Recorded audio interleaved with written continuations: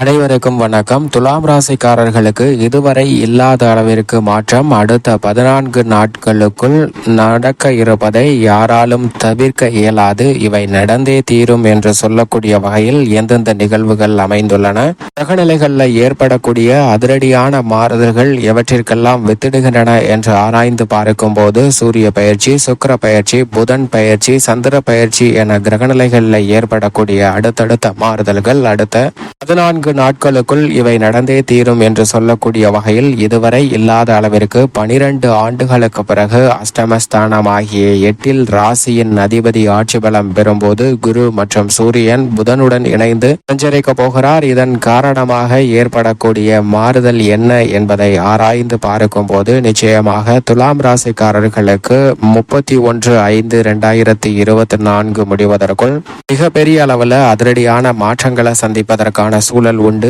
ஏனென்றால் மிக வலுவாக முழு சுபகிரகமாக இருக்கக்கூடிய குரு அஷ்டமஸ்தானமாகிய 8 அமர்ந்திருக்கிறாருங்க. அவருடன் 14ஆம் தேதி முதல் சூரியனும் இணைந்து சஞ்சரிக்கிறார். 2 வலிமை வாய்ந்த கிரகங்கள் என்று சொல்லக்கூடிய முதலும் முடிவுமான சூரியன், உஷ்ண கிரகமாக இருக்கக்கூடிய சூரியன் அஷ்டமத்தில் வீற்றிருப்பதால் அலைச்சல் அதிகரிக்கக்கூடிய சூழல் உண்டு. உடல்நல ஆரோக்கிய தொல்லைகள் ஏற்படுவதற்கான வாய்ப்பு உண்டு. எனவே கூடுதல் கவனமும் விழிப்புணர்வும் நிச்சயமாக தேவை. ஆனால் அதே வேளையில் முழு சுபகிரகமாக இருக்கக்கூடிய குருவும் அஷ்டமத்தில் அமர்ந்திருக்கிறாருங்க. எனவே தடைகள் அதீதமாக ஏற்படுவதற்கான சூழல் உண்டு. இருப்பினும் அஷ்டம குருவால் மிக பெரிய அளவில் பாதிப்பு இல்லை. ஏனென்றால் முழு சுபகிரகமாக இருக்கிறார். சனி அஷ்டமத்தில் இருக்கும் போது ஏற்படக்கூடிய பாதிப்புகள் குரு அஷ்டமத்தில் இருந்தால் நிச்சயமாக ஏற்படாது. ஏனென்றால் ராசிக்கு மிகவும் சகாயமானவர் இல்லை என்றாலும் கூட திட்டமிட்ட பணிகளில் பெரிய அளவிற்கு தடையை ஏற்படுத்த மாட்டார். சில பிரச்சனைகள் அதிகரித்தாலும் கூட அதனால் பெரிய அளவிற்கு நஷ்டத்தை சந்திக்க வேண்டிய சூழல்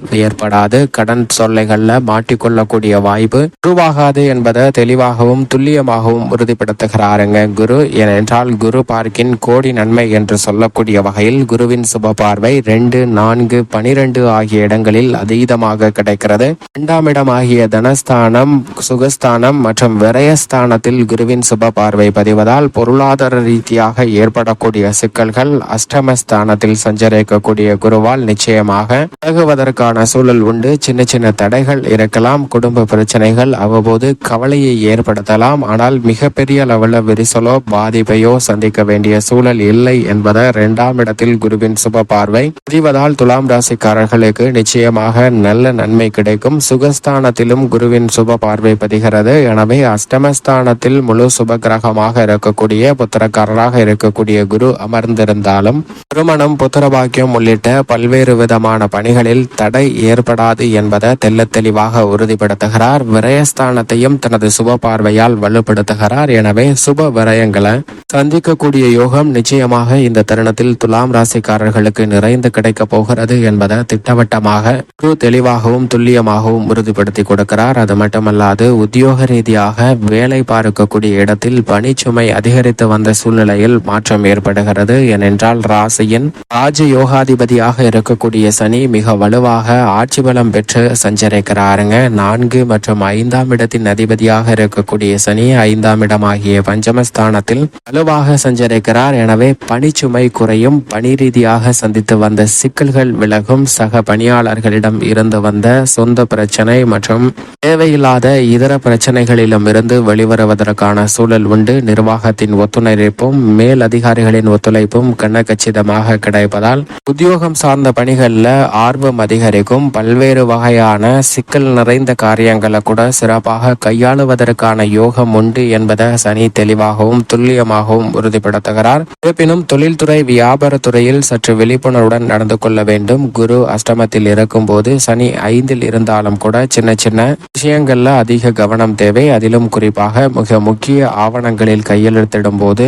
அதை சரியான முறையில் சரிபார்த்து விட்டு பின்னர் அதில் இருக்கக்கூடிய விஷயங்களை நன்கு அறிந்து கொண்டதற்கு பிறகு கையெழுத்திடுங்க. இல்லை என்றால் அதன் காரணமாகவும் சில சிக்கல்களை சந்திப்பதற்கான சூழல் உண்டு என்பதை அஷ்டமத்தில் வீற்றிருக்கக்கூடிய குருவும் பஞ்சமத்தில் வீற்றிருக்கக்கூடிய சனியும் உறுதிப்படுத்துகின்றன. இருந்தாலும் திடீரென ஏற்படக்கூடிய அதிரடியான மாறுதல் தொழில் ரீதியாக சிறப்பான முன்னேற்றத்தை பெற்றுத்தரக்கூடிய வகையில் அமைய போகிறது. சந்தை நிலவரம் சாதகமாக அமைவதற்கான நல்ல போக்கை இந்த தருணத்தில் நீங்கள் பார்க்கலாங்க. மாறி மாறி சஞ்சரித்த ஒரு சூழ்நிலை இருந்தாலும் கூட அஷ்டமத்தில் சனியும் அஷ்டமத்தில் குருவுடன் இணைந்து சூரியன் சஞ்சரித்தாலும் அலைச்சல் அதிகரித்தாலும் நிச்சயமாக லாபம் நிறைந்து கிடைப்பதற்கான யோகம் உண்டு. அதில் எந்தவிதமான தடையும் ஏற்படுவதற்கான சிக்கல் இல்லை என்பதை தெளிவாக உறுதிப்படுத்துகிறார். கலைத்துறையின் நாயகனாக இருக்கக்கூடிய ராசியின் அதிபதியான சுக்கிரன் முற்பகுதியில் சப்தமஸ்தானத்திலும் பிற்பகுதியில் அஷ்டமஸ்தானத்தில் குருவுடன் இணைந்து சஞ்சரிக்க போகிறார். 12 ஆண்டுகளுக்கு பிறகு இதுவரை இல்லாத வகையில் ஆட்சி பலம் பெற்று அஷ்டமஸ்தானத்தில் குருவுடன் இணைந்து சஞ்சரிப்பதால் பல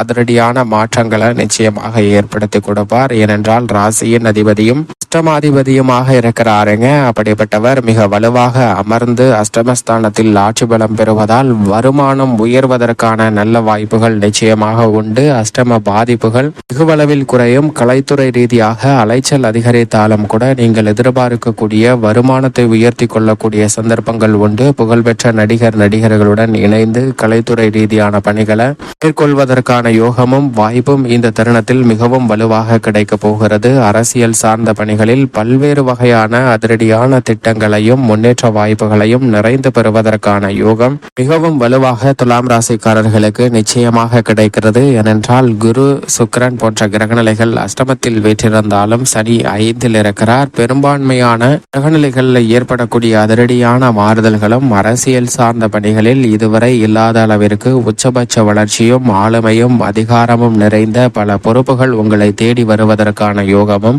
மிகவும் வலுவாக கிடைக்கிறது என்பதை தெல்ல தெளிவாக உறுதிப்படுத்துகிறாருங்க. எனவே நம்பிக்கை அரசியல் சார்ந்த பணிகளில் மிக சிறப்பான முன்னேற்றத்தை பெற்றுத்தரக்கூடிய வகையில் அமைய போகிறது.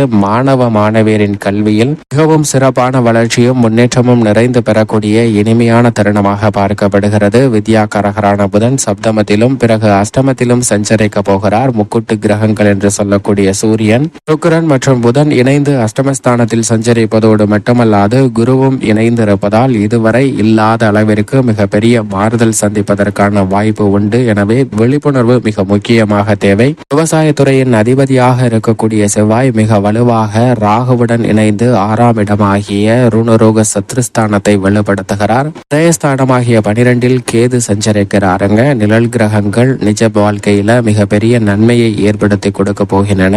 செவ்வாயும் மிக வலுவாக சஞ்சரிப்பதால் புதிய நிலம் வாங்குதல் உட்பட பல விஷயங்கள் மிக சாதகமாக அமையும். விவசாயம் சார்ந்த பணிகளில் பெண்மணிகளின் நலனுக்கு பொறுப்பேற்ற குரு சுக்கிரன் ஆகிய 2 கிரகநிலைகளும் அஷ்டமத்தில் சஞ்சரிப்பதால் இதுவரை இல்லாத அளவிற்கு சில குழப்பங்களை சந்திப்பதற்கான சூழல் உண்டு. எனவே கவனத்துடன் பெண்மணிகள் அணுக வேண்டிய ஒரு தருணமாக பார்க்கப்படுகிறது. பல சிக்கல்களை தவிர்த்து நன்மை நிறைந்த ஒரு தருணமாக மாற்றிக்கொள்ள வேண்டும் என்றால் நிச்சயமாக இந்த தருணத்தில் துலாம் ராசிக்காரர்கள் குலதெய்வ வழிபாடை அடுத்த 14 நாட்களுக்குள் மேற்கொள்ளுங்கள். அப்படி மேற்கொள்வதால் தங்களுடைய வாழ்வில் ஏற்படக்கூடிய தடைகளும் சிரமமும் விலகி நல்ல முன்னேற்றமும் சுபிச்சமும் நிறைந்து கிடைப்பதற்கான யோகம் நிச்சயமாக துலாம் ராசிக்காரர்களுக்கு கிடைக்கும்.